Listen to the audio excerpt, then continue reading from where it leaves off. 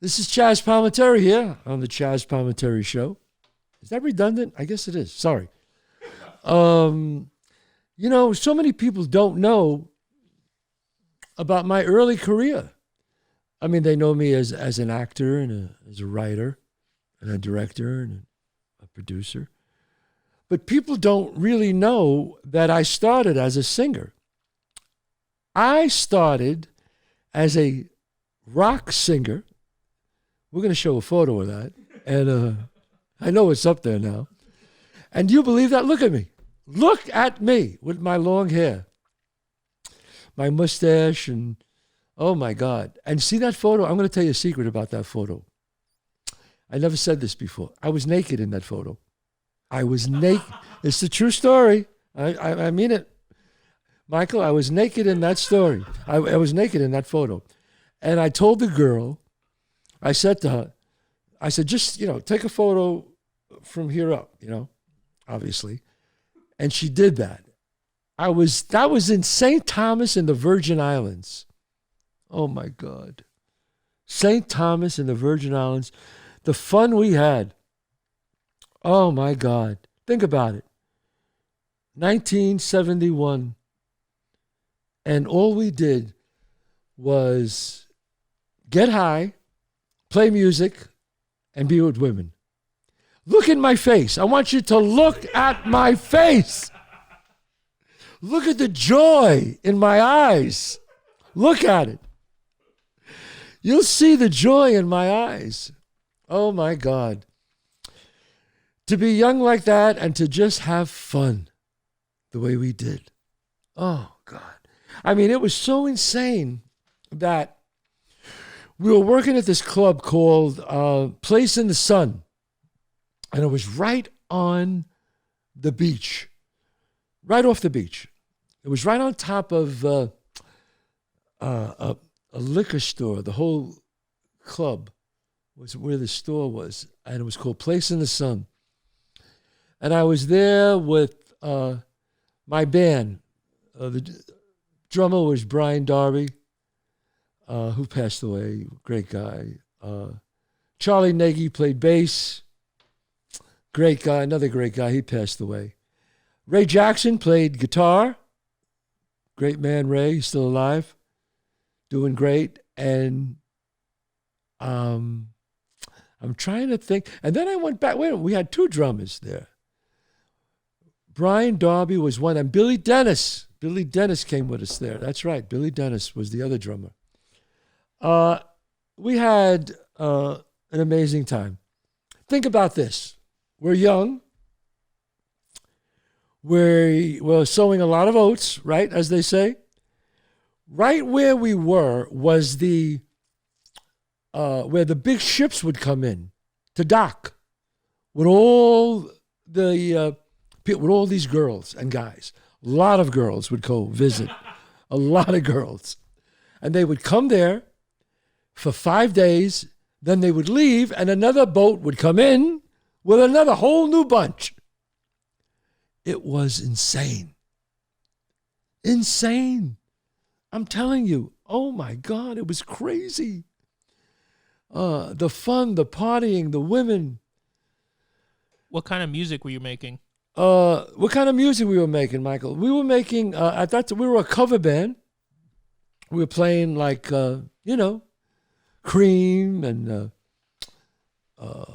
Led Zeppelin, all that stuff.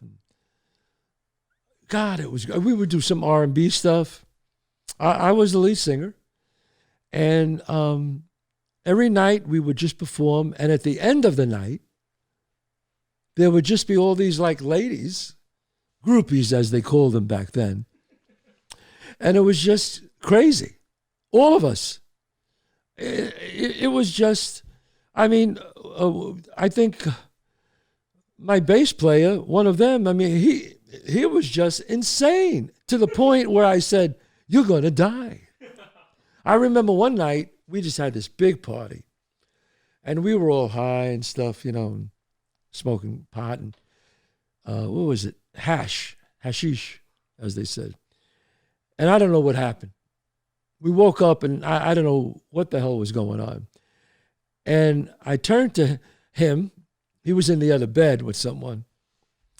And I said, hey, bro, you know, I think we're in hell. I'll never forget this. I was really... And he turns to me and says, Chazz, we're already there. No, I said, I think we're going to hell. That's what I said. And he said, man, we're already there. You know, I mean, it was really crazy. You know, and people always ask me, how did you start singing in a band? You know, how did that ever happen? Well, actually, I was with a doo-wop group, an a cappella group. And we would sing on the corner. Excuse me. And I was working in front of this place called I wasn't working. I was singing on the corner on Tremont Avenue, right in front of this place called the Office Lounge. And it was a wise guy joint. And I mean, a crazy place, you know. All wise guys in there. And I was just singing outside with a bunch of guys. We were singing a song. And I'm trying to remember, oh God, what was that song? I don't remember the exact song we were singing when this guy, Little Jojo, happened to walk by us walking into the club. And he hears me singing and he walks over to us. He was not a big guy, short guy. That's why they called him Little Jojo. And he comes over to me and he goes, hey, kid, you got a nice voice. Why don't you come inside and sing with the band? I said, well, I never did that before. I only sing on the street corner with, you know. He goes, you, come here. Because I was singing the lead in the doo-wop group. And he brings me inside. And the name of the group that was playing there was called The Wanted. They were a big, hot group at the time. And everybody would go there to see them, and the place was packed all the time. And so the stage was very high. So the sax player and the keyboard player was a gentleman named Tommy Adonisio. Really just a terrific musician and terrific guy who passed away recently. Just a great, great person. Wonderful man. And he was on stage, and the stage was high. You know, it was kind of like maybe 3 feet high. And little Jojo walked over to the guy and said, hey, come here. So Tommy put his head down to listen, and little Jojo said, this kid's my friend. He wants to sing with the band. And Tommy, who was very, you know, sweet and nice and kind of knew who the guy was, right? He says, I'm really sorry, sir, but that's not very professional. I don't even know how could he sing, if he's good. We don't know his key. And little Jojo goes, come here. Tommy puts his head down again. Little Jojo says, let me make it simple. The kid sings with the band or the whole band goes in the street now. And Tommy looks at him and goes, what key? And I got on stage and I sang Midnight Hour by Wilson Pickett. And then I sang I Feel Good by James Brown. And I did pretty good. And everybody applauded, and I got upstage, and the owner, Carl, came over to me and said, hey, why don't you come back next week? So I would go back every Saturday and sing a few songs with the band. And people were kind of expecting me to do, and people were applauding me. And then I said, hey, you know, I'm coming back now for 3 Fridays, Saturdays in a row. I'd like to get paid. I said, you know, I really, you know, Carl, you know, I'm coming back. And he goes, I know, you want some money. He goes, I'll give you $25 for Saturday. And I said, wow, sounds good. So I went back every Saturday. I got paid $25, and I sang about, I think, 3 or 4 songs. And that's how I started. And then there was this guy, Robert Bruno. He was in the audience one night, and he had a guitar. He was a guitar player, and he came over to me and said, hey, we're looking for a lead singer in our band. And boom, that's how it started. And from there, I had a career as a lead singer in rock and roll and jazz band. Then I worked with a show band. And then I was with a young lady who was a great, great singer, Jean Marie Pizzi Pitsy is her last name, but I think she goes by the name of Jean Marie. And we had a group called the Chazz and Jeannie Experience.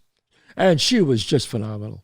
It's too bad American Idol wasn't around then because obviously she would have won hands down. I mean, that's how good she was, this girl. So I had this wonderful career as a singer. And you were on the road, like really touring? I was on the road touring all over. What was that like? Well, the great thing about touring was the girls. You know, all of us, it was always the girls. But like, where are you sleeping? In a van? Are you doing a van tour? No. We would go on the road and we had a hotel. We had hotels all lined up for us. I mean, we were a legitimate road band. I mean, a good group. Played in Vegas, did the showrooms in Vegas. We did showrooms. We worked at Concord Hotel, Kutch's. Concord Hotel was a wonderful place. I remember I saw a singer there. Oh, my God, this is so long ago. And he just came in for one of his first gigs. His name was Clint Holmes. He was great. And he's still around, Clint, and he's still great. Just a great, great singer. So I enjoyed working up in the Catskills. And we just had a lot of fun. I remember we worked at this one club in, where was that? Oh, in Florida. I won't say the name of the club. It's probably not there anymore anyway. And we just got off the plane and we were all pretty stoned, all of us, and we just got there. And the guy's looking at me and he goes, all of us, and he goes, okay, I heard about you guys. You guys are great. I know you got a great band, but listen to me. No drugs. The one thing I hate is drugs. You want to work my club? That's fine, but no drugs. As he's saying that, my bass player was eating an ice cream cone, right? It was hot. And all of a sudden he went like this. His head went right into the ice cream cone because he was so stoned. And he goes, what's wrong with him? I said, no, he's the plane. You know, it's jet lag from New York to Florida, you know? But, I mean, it was a crazy time. And I'm sure that, I always think of what Lee Strasberg said, always said that to me. The greatest actors or writers are the ones who lived. And I think that's why I got so much to write about and talk about, because I had a hell of a life, And how serious were you about music? When did you? I was serious about music, but I was always wanted to be an actor first and a writer first. That was the most important thing. But I just fell into the singing because I sang on the corner and this whole thing started, and I started making money. I mean, I was making money, not a lot of money, but I was making a good living, so you don't want to quit that. And because I knew I had to starve and get into acting. And if you do that, you had to starve. And I remember Lee Strasberg said to me, because I would study here in New York and then we would get a job on the road and I would leave. And then finally he said, Chazz, you got to make up your mind. You got to pick one or the other. I said, I know, but I make a living as a singer. But he goes, but what do you love? I go, but I love the acting. And he goes, well, you're going to have to starve. That's it. I'll never forget that. And so then I quit the bands. In 1979, almost 1980. And then I got a part in a play called, I can't remember the play, but I remember my character, Danny DiCarlo. It had something to do with the Manson murders, and it was at the Manhattan Theater Club. And it paid a little money, but at least I was making something. And that's how I said, I'm going to keep going, and that's it. And then in 1982, I got that part as an understudy on Broadway in a play called Guys in the Truck. And how was it to quit a band? I've never quit a band before.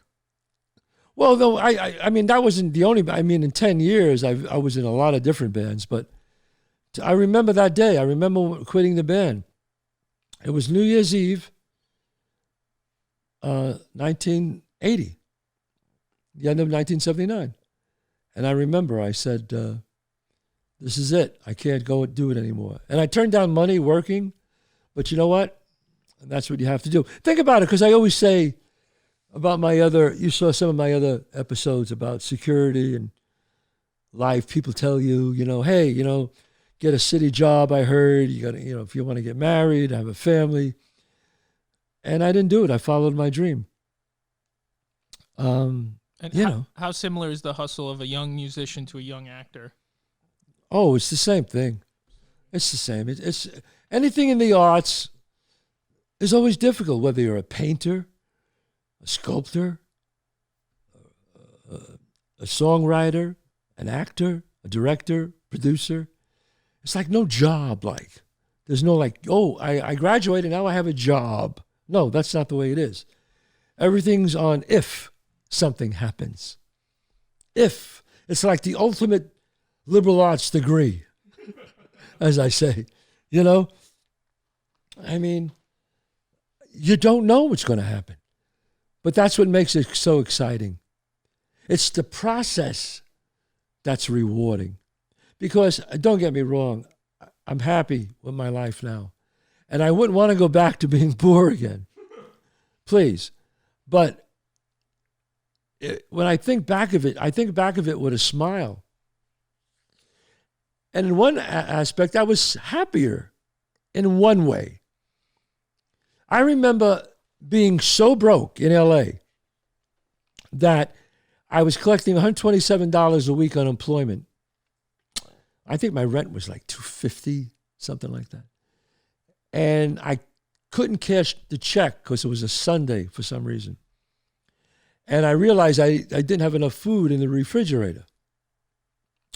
So I opened up a can of tuna fish, and I realized that I had to save half for tomorrow. And I put half in a dish and covered it with aluminum foil and put that away. Then I took the other half and mixed that up because I would eat a lot of pasta and tuna fish because it was cheap. And I remember just saying to myself, wow, boy, I'm really broke. And I was not a kid, don't forget. I was not like in my 20s at the time, living in this dumpy apartment, saving a half a can of tuna fish. But I looked at that and I said, I'm happy. I'm happy. How I said that to myself, I don't know. I smiled because I was working on a play at the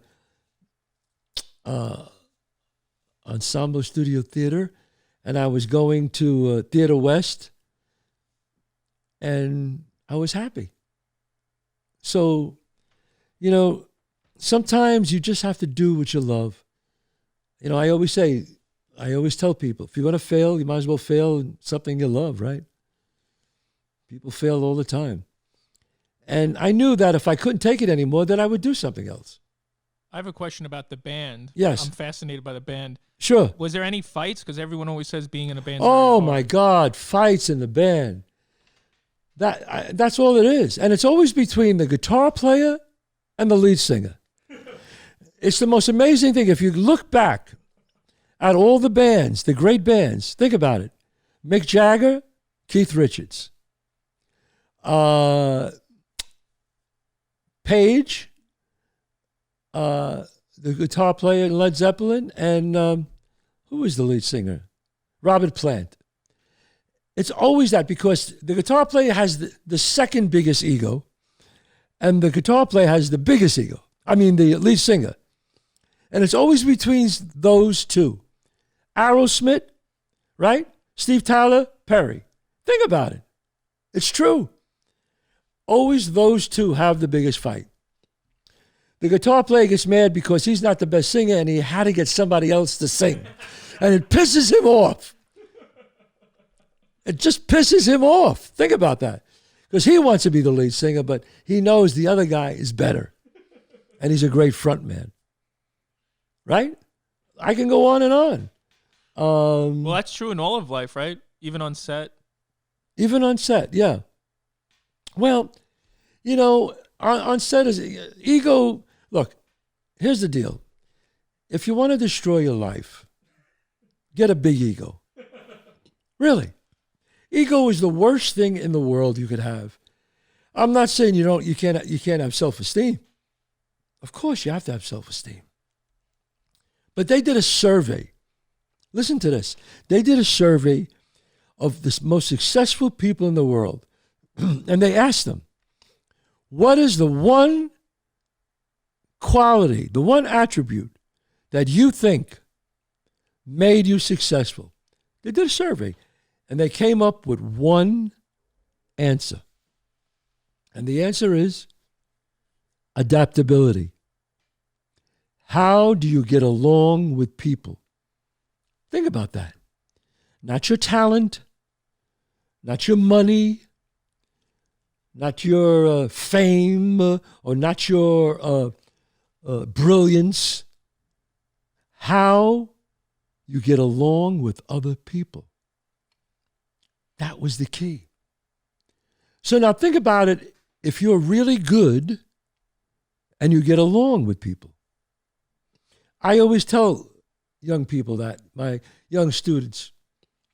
I teach, I do hour lessons, Zoom classes for actors and writers. And I always tell them, here's the key to being successful. Be good at what you do and be well liked. That's it. It's not rocket scientist. You can't fail. It's impossible to fail if you're good at what you do and you're well liked. Because people will find something for you. You hear what I'm saying?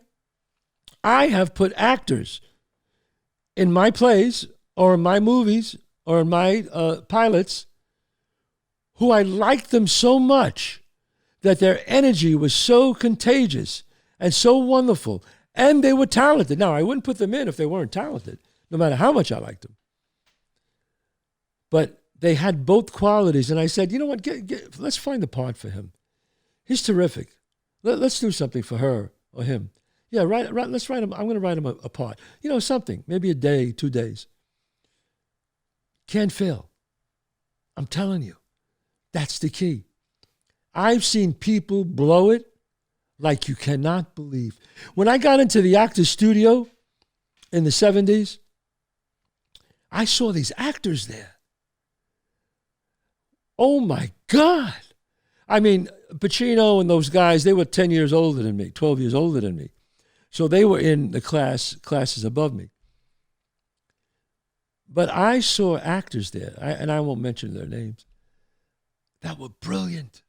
And I kept going to other people when I first got in the studio. I said, how could this guy not, why isn't this guy on Broadway or in the show?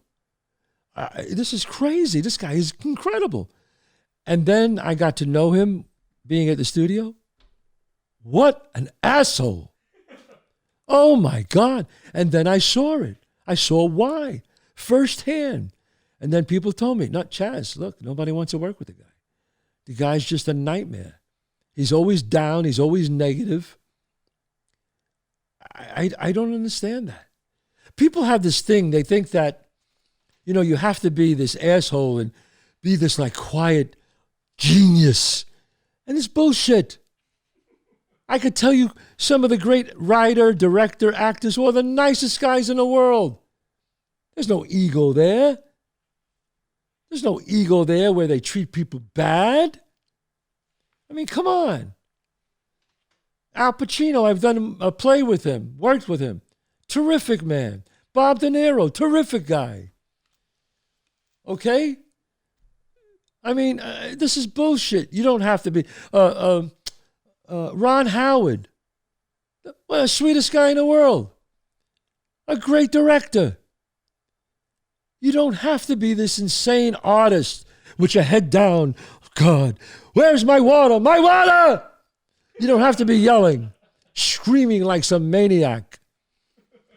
You know what? I believe that people who do that, people who treat other people bad, really don't know who they are.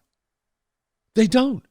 Because if you know who you are, if you're comfortable in your own skin, I say being comfortable in your own movie, then you could just show that movie.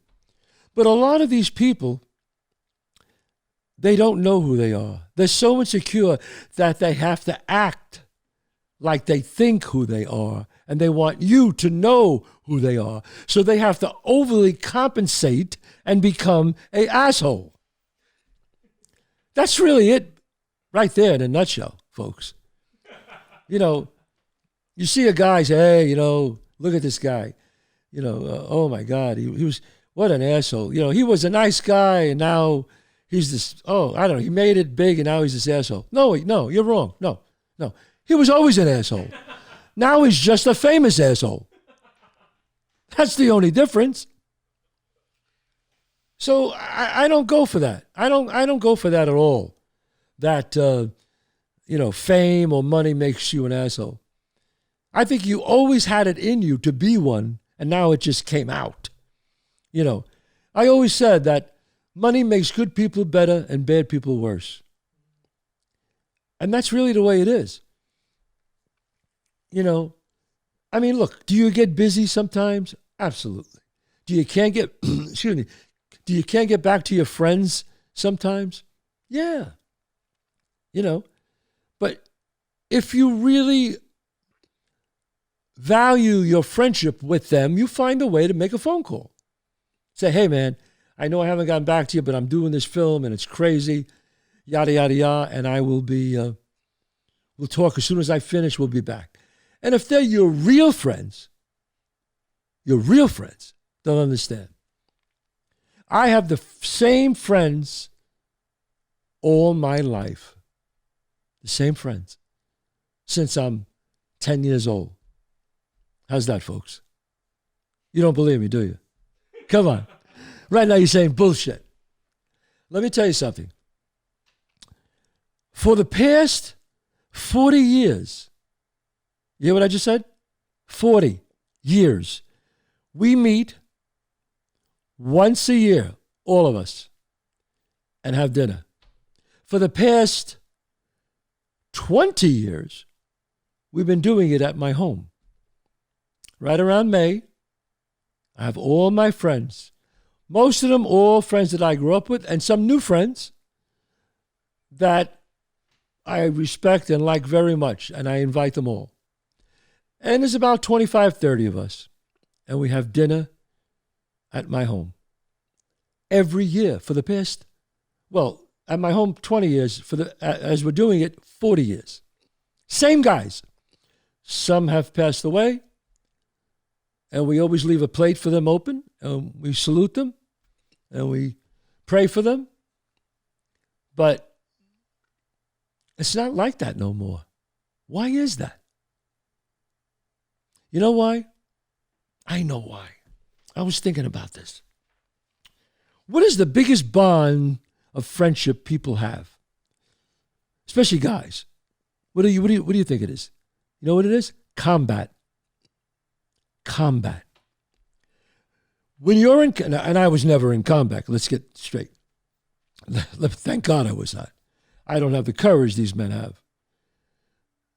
Combat.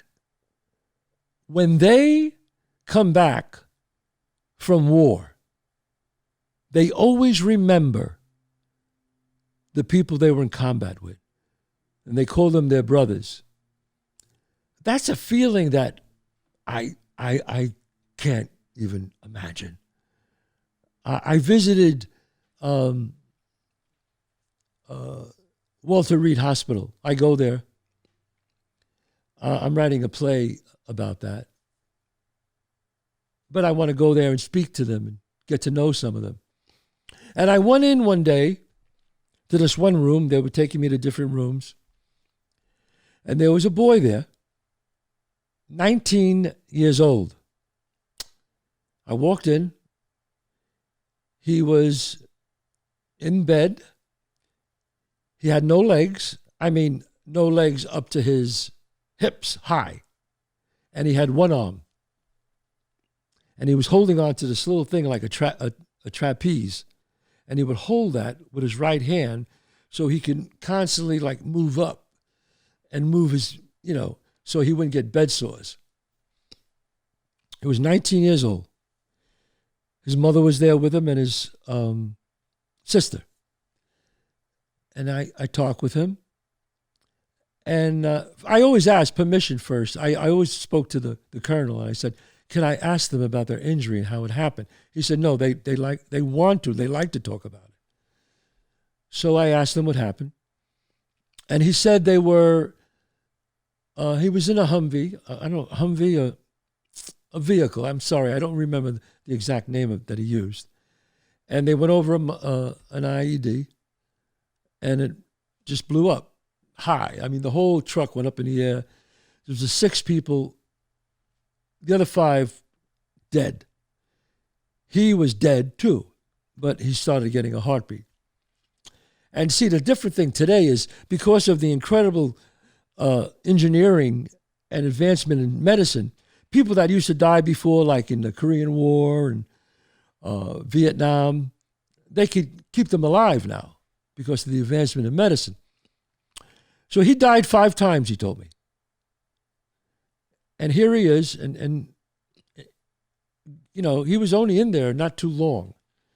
And so I started talking to him, and I said to him, I said, what would you like to do the first thing? And you know what he said to me? He said, Chazz, I would like to go back to my men. And I said, excuse me? What? He said, well, if they can give me the prosthetics, I'd like to go back on the line. I'm sorry. And these people should get anything they want. People that come back from war, that fight for this country, have to have a problem getting medicine, getting benefits? Are you kidding me? Are you kidding me, folks? You see a military man who fought in the war, you buy him dinner. You do whatever you can for him. I mean, there's this great, the Fisher House people, Steve Fisher, a wonderful organization. They give homes to these men. And they deserve it. They deserve millions of them. Wounded warriors. So many people try to help these people. I mean, I know, Mark Wahlberg who does it, and God bless you, Mark, for doing it, and Joe Mantegna and Gary Sinise. My God, they do so much for these men. So I'm telling you that, and I know I got off on the subject there for a second, but the reason why I say the kids today, why we don't have relationships like that, why I still have it, obviously I wasn't in combat like these men, like these brave men. But I was a street kid, and all 30 of us, we were in combat. So it built a bond between us. It was a bond. It was the growing up together, the girls together, getting high together, the fighting together, the battles together. It was like a combat thing. Not like that, of course, but on a very smaller scale. Now kids don't have friends that they grow up with. Think about that. Ask your kids. If they're in high school, do they still know their friends that they were in elementary school with? No. That's the difference. Do you think that's because of social media? It's totally because of social media. Social media is a great thing, but it's also a bad thing. It's a double-edged sword. I have one question for you. Sure. How would you tell one of your peers that they're falling victim to their ego? Well, that's a hard thing. If he's a good friend, you could do it. But if he's not a good friend, and if he's that gone, he'll just dismiss what you're saying. I remember there was a gentleman who, terrific guy, and a terrific actor. And I won't mention his name because I don't think it's right. But he was sitting, we were talking one day, him and I, And he said to me, he was very depressed. And I found that strange. I said, really? What are you depressed about? And he said, I want to be a big movie star, and I'm not. And I said, really? And that's why you're depressed? He said, yes. I said, well, let me ask you a question. And I know money doesn't solve everything. I know it doesn't. And I said that to him. I said, but let's talk about the obvious things first. You have a beautiful home here on the beach. You have another beautiful home in Bel Air. I said, you were on three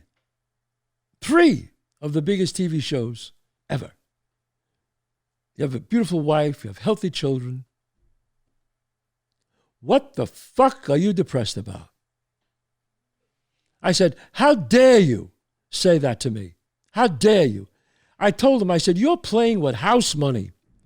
I said, if nothing happens to you from now on, if you never get another job again, you're ahead of the game. Guy had maybe 400 million in the bank. He had all of this. How could you be depressed? How? You know, there's a saying that I always say. If you focus on the things you have, you'll always have enough. If you focus on the things you don't have, you'll never have enough. And that's really what it comes down to, folks. Here's a guy with everything, an incredible career, incredible human being, gives to charity, good guy, great guy, but was depressed because he wasn't a movie star. But he was a huge TV star. Like, so what? House money. I call that playing with house money. So that's why I think, getting back to the internet, it's a thing that I think you have to watch. Your kids, they just can't be on the internet too much. They break up on the internet now. They have boyfriends, girlfriends, they break up. You know, they text, I don't want to see you anymore. What is that? What is it? What do you mean? You know what? We can't see each other anymore. No. Where I will come from, you call the person up, you say, I want to meet you, and you meet them and you tell them to their face. That's how they learn. That's what a man does. That's what a woman does. But now we made it easy. Nobody writes letters. Nobody reads books. All they do is say, no, I don't want to see you. Sometimes they don't even text you back. I mean, what is that about? Have you ever seen the dating apps now? It's crazy. These dating apps, you're right. I mean, do you know, I just read something that teenagers, kids in their 20s are having ED problems. Do you believe that? Now you're going to laugh at me and say, no, that's impossible. Look it up. Because of the porn they have, because of the porn these kids are able to get to, they could go to anybody they want. Yeah, I feel like having a Spanish girl. I feel like having a black girl. I feel like having a white girl. I think I'll go for Asian today. Their libido is in overdrive. They're having ED problems, folks. I'm not kidding. Really. And you know what I say? I'm glad. Now they know how we feel. When you get our age. So I'm telling you right now that look at people in the eye when you got to talk to them. And watch your kids on the internet. And like friendships that I had, I hope we could have that again. Like I said, and I say, God bless all my friends. And you guys know who you are. We've been together all these years. Internet, it's a double-edged sword. Watch your kids. Put the phone away, especially when you're having dinner. Tell them, no phone when we have dinner. You could do without it. It's a muscle. They'll get used to it. When they know they can't look at the phone while they're reading and talking, the dinner table is very important. That's where you learn. That's how you learn what's going on with your children. How they doing in school. How's their friends doing? What's happening? Don't just walk away from them. Listen, I was guilty of it too. In the beginning, I had my kids were on the phone when they were yelling or crying, and we gave them the iPad, whatever. Can't do that. We learned. Not a good thing. You have to communicate with your children. Lay off the internet. Too much is not good. And remember the thing I always say. Again, I'll say it again. If you focus on the things you have, you'll always have enough. If you focus on the things you don't have, you'll never have enough. Do the grateful flow. You heard me talk about that many times on this show. The grateful flow. Think of 5 things that you're grateful for. Wake up in the morning and say it. Or when you go to bed at night, think of it. And mark my words, your life will be better. Don't forget, if you like what I have to say, please subscribe to my channel. We're on iTunes, Spotify, and my YouTube channel. And every Monday, there'll be a new podcast. Every Monday. And especially during the week, I will have something on YouTube for you, a little surprise. So God bless you all. And remember, we're playing with house money. This is the Chazz Palminteri Show.